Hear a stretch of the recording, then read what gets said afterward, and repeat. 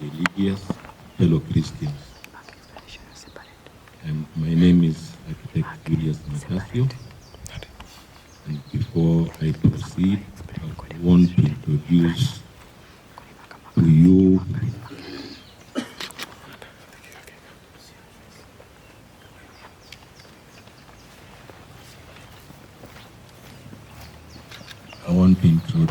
you part of my team which is around, and on my immediate right is Engineer Aguda, whom we are going to work very closely with on the project.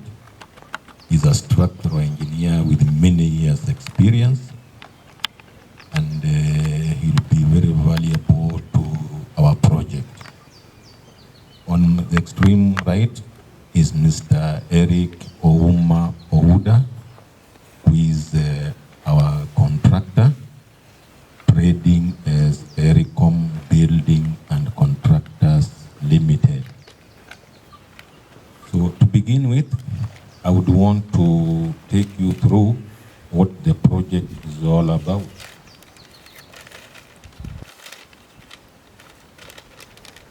This project entails the replanning and the reconstruction of this pastoral center.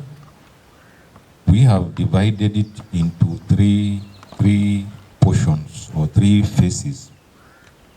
Phase one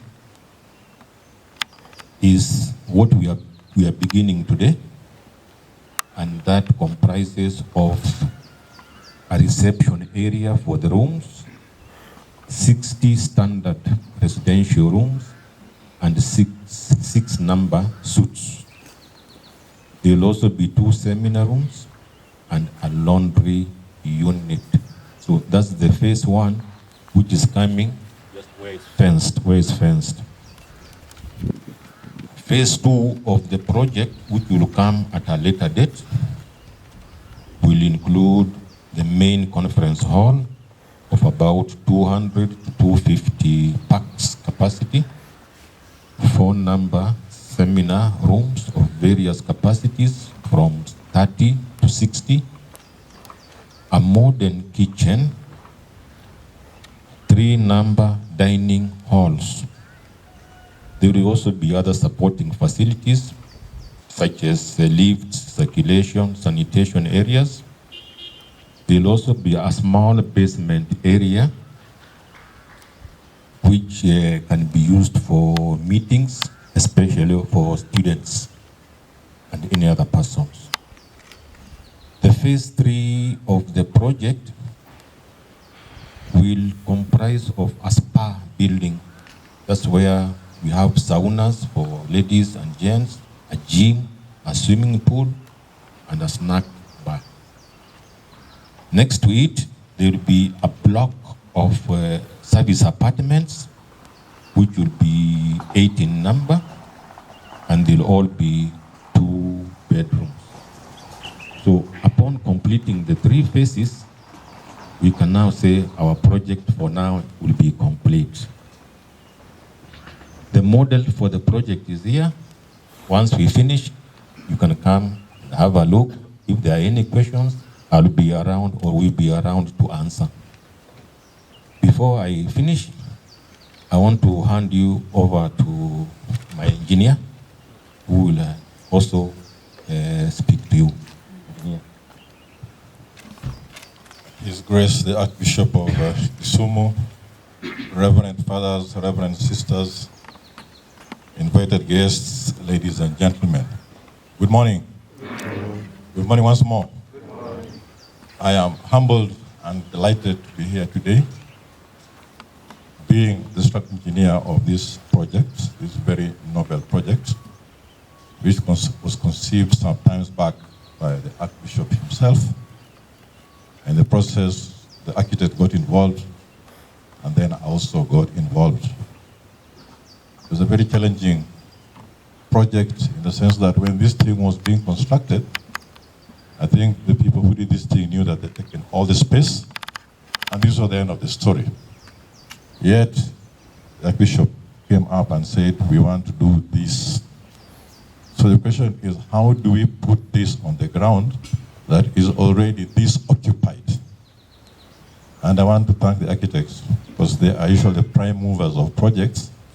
Our job is usually to come and put the steel and the concrete to make the thing get realized. So he is the one who has come with this beautiful model. My job has been to make sure that the building stands and the buildings do not collapse, like the ones we hear collapsing in Kiambu and Nairobi and the rest. That is fundamentally my job. I want to say that I feel very humbled to be part of this thing. Why am I saying so? In my life, I was born a Catholic. I've been brought up a Catholic. I went to my secondary school, which was Parkland Secondary School. Now it's called Dr. Ian Ribeiro. One school is a Catholic school. And from 1 to Form 4. Then from 5 and from 6 in those days, I went to Strathmore College. Now Strathmore College, as you know, is also a Catholic institution. And it's there that we're introduced to the teachings of Saint Jose Maria Escriva, the founder of Opus Dei. And the teaching was very simple. Whatever work you're doing, do it very well. And he introduced the concept of sanctity of work and the fact that you can be a saint simply by doing your work well. You people know this more than I do. Initially, for you to be a saint, you had to be in the religious line. But now you can be a saint just by doing your job well. And that's something that I've identified with. So that in all the places I find myself engaged, I usually try to do my best, to the best of ability, so that at the end of the day, glory can be given to God. Now, but to conclude, when I came to Kisumu, my first job, I started relating on matters construction, and the first job that I did was at St. Joseph Catholic Church. The need was there to expand the church, and Father Bergman involved me at the time, and with the expansion of the church. That was the year 2002.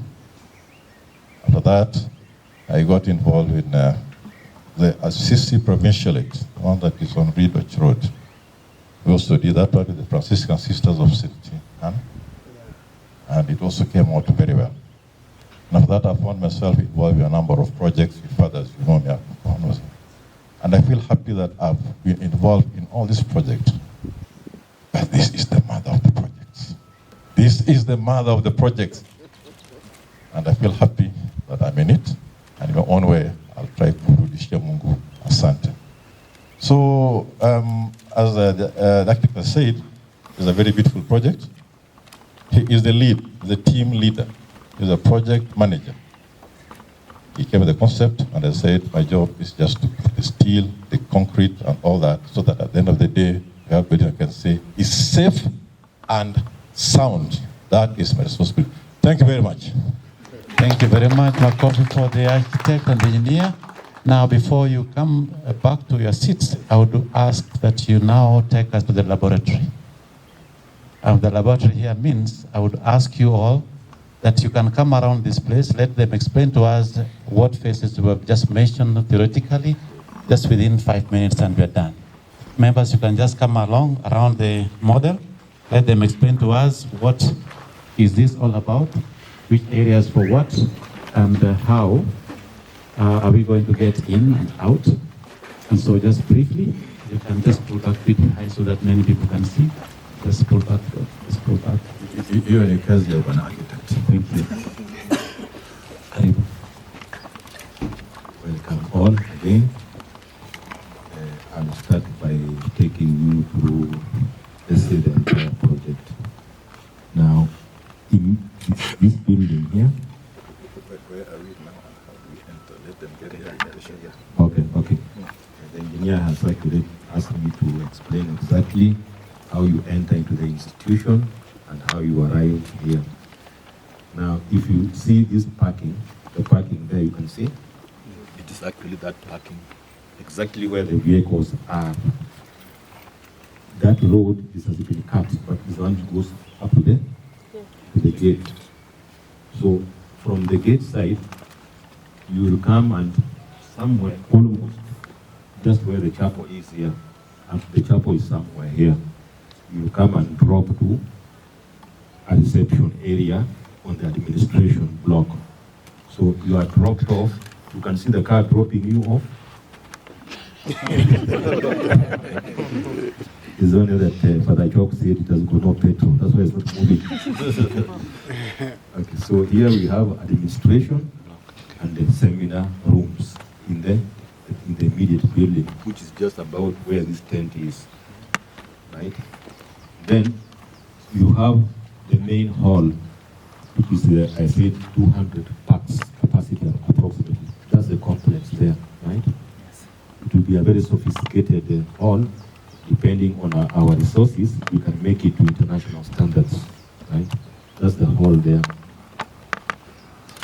In this area, we have got what we call service offices. There's ICT. We have what we call this caretakers units, security units, and also what we call these ladies who take care of the buildings, housekeepers units. There you have the kitchen and the dinings. That's on the lower side of the site. That road you are seeing there is behind this chapel. The chapel, yeah. It will be for servicing the kitchen, right? So the entrance for the kitchen is different. It comes and then the kitchen is serviced along there. Now, this is now what is your real area of interest now. This is the project we are beginning today. These are the rooms block. As I said, there are 60 standard rooms and 6 suites. That is the block there. I think somewhere there we have the laundry. It's a small building there, you can see. Yes. Right? You have the laundry there. So the entrance to the main building and the rooms is different. So that you don't have to come to the reception here, to the main administration, to go to the rooms. You can see there are 2 roads. One going to the rooms, you are dropped off, and then you come out again and join that road up there, right? So these rooms is what His Grace is going to break the foundation today.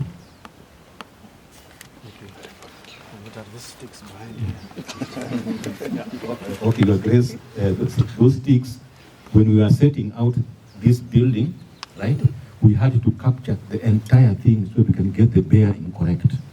With just setting out this, later on you might find that this one is twisted.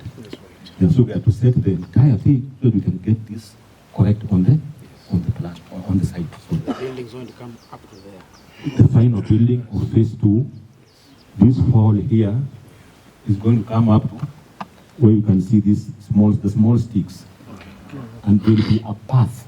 There's a path linking the whole project to the chapel. Yeah. You walk straight from the room or wherever you are in this complex to the chapel, not going out.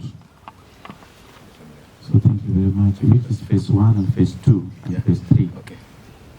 Now, this is the phase 1. As I said, this is what His Grace is about to launch today. This is phase 2. Now, what's missing here is phase 3, which is coming after where those cars are parked. You can see we didn't capture it in the model because it was a bit withdrawn, and it's also a very small component of that. So this phase 1, phase 2, and phase 3 will come where those cars are. Thanks very much. Any question? Just what I've found interesting over time is that if you look at this building, all of them are single story. There's no ghorofa hata moja. At that time, the concept was, no, we have land and there's no point of putting ghorofa and some kind of thing. But this is changing all over Kisumu. It's changing all over Kisumu. So we have tried to make maximum use of this building by having the ground floor, first floor. All these buildings are actually multi-storied, and this is better use of land than was the case before. Thank you. Thank you very much. I think another question can follow privately after these speeches. Unless somebody has got a burning question. Okay, thanks very much. You can go back.